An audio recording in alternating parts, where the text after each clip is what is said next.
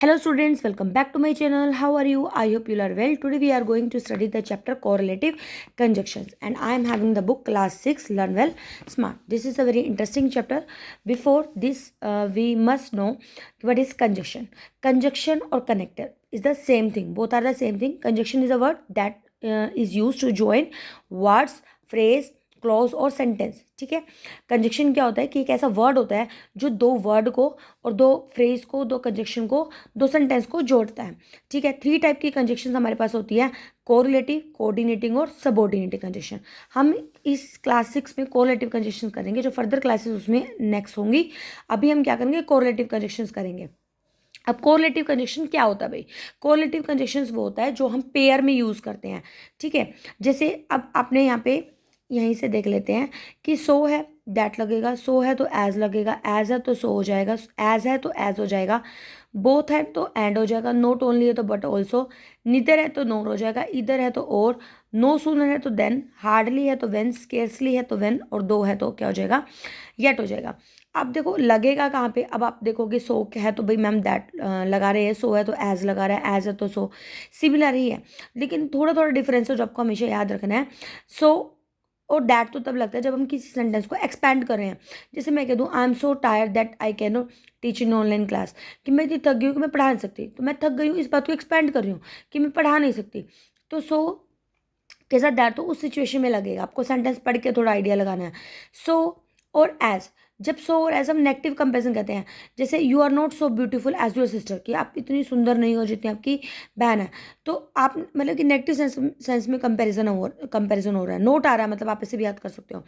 As और सो मतलब reaction. जैसे जैसे कह देते हैं एज यू सो यूरोप जैसा बोगे वैसा काटोगे. ठीक है. As you are so your father. ठीक है. आप ऐसे हो जैसे आपका फादर है. तो मतलब कि जब किसी बात से रिएक्शन आ रहा है. एज और एज क्या होता है? जैसे पॉजिटिव कंपैरिजन किया जा रहा है. जैसे you are as beautiful as your sister, आप इतने सुंदर हो जितने आपकी बहन है. तो पॉजिटिव है तो एज और एज आ जाएगा. नेगेटिव है तो सो और एज आ जाएगा. और एज और सो क्या होता है? जब किसी बात का कोई रिएक्शन हो रहा हो. ठीक है. बोथ और एंड का मतलब जो दोनों चीज़ें हो रही है. जैसे यू आर बोथ, जैसे यहाँ पे दिया भी हुआ है सेंटेंस, बोथ काइंड और ऑनेस्ट. ठीक है. कि आप काइंड भी हो ऑनेस्ट भी हो. जिसमें you are both wise and hard working. आप वाइज भी हो और हार्ड वर्किंग भी हो. ठीक है. नॉट ओनली बट ऑल्सो का मतलब कि आप ये नहीं हो बल्कि ये भी हो.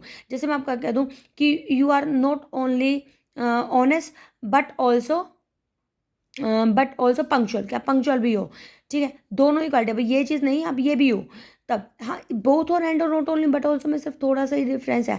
इसमें क्या होता है? जैसे एक सेंटेंस में अगर आपको दे रखा बोथ पहले दे रखा तो आप एंड लगा दोगे, नॉट ओनली तो बट ऑल्सो.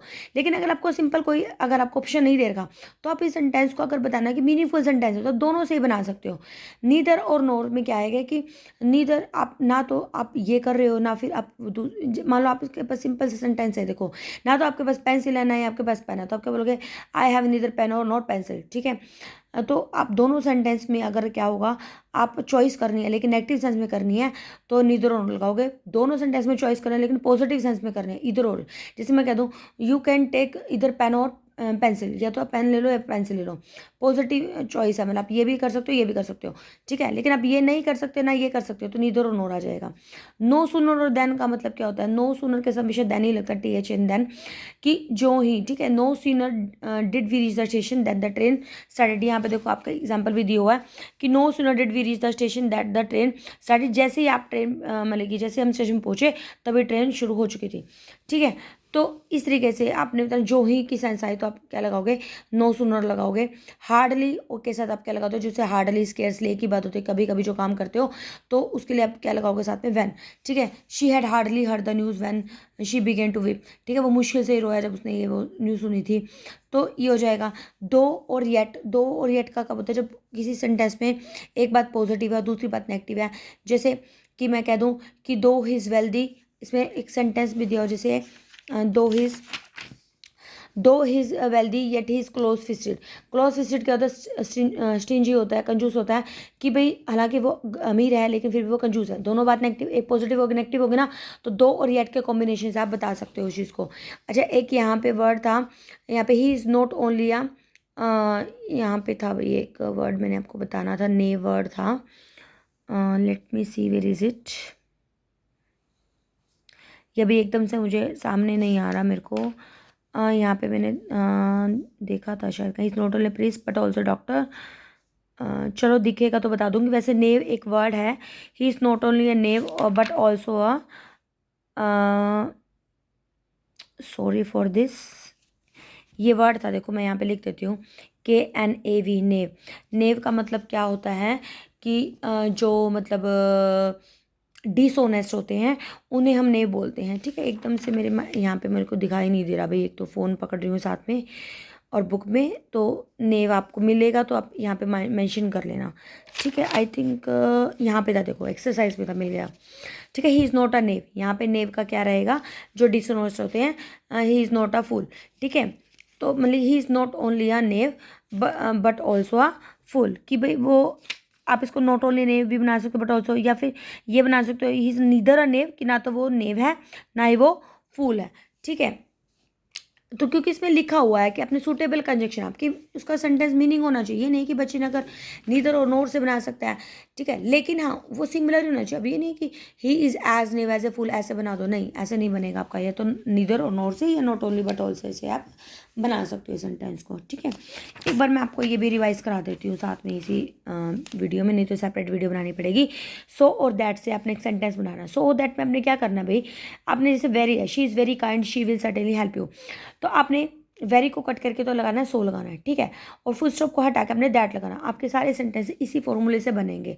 ठीक है, जैसे एक हम कर बताते हैं, she is so kind that she will certainly help you. फिर या वो so tired that she could not work any further. Arman work so hard that he may become reason. ठीक है, और आपको एक चीज़ क्लियर भी होगी कि आप एक सेंटेंस बताया उसको एक्सपेंड कर रहे हैं दैट लगा के, और यही हमने रूल किया था सो और दैट वाला।